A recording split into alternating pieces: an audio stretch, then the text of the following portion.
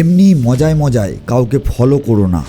এর ফলে তোমার মনে কতটা গভীর প্রভাব পড়ে তুমি হয়তো বুঝতেই পারো না। কাউকে ফলো করার আসল অর্থ কি তুমি কি জানো? ফলো করা মানে নিজেকে তার মতো করে গড়ে তোলা, তার মতো হওয়ার পথে এগিয়ে যাওয়া।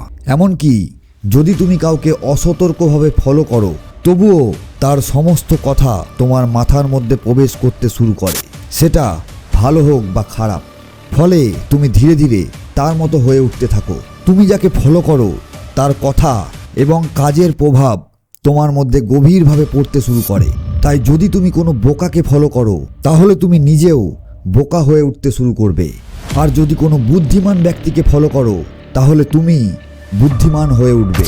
মনে রেখো, তুমি যাকেই দেখো বা অনুসরণ করো তার মতো হয়ে ওঠার প্রক্রিয়া শুরু হয়ে যায়, জেনে বা না জেনে।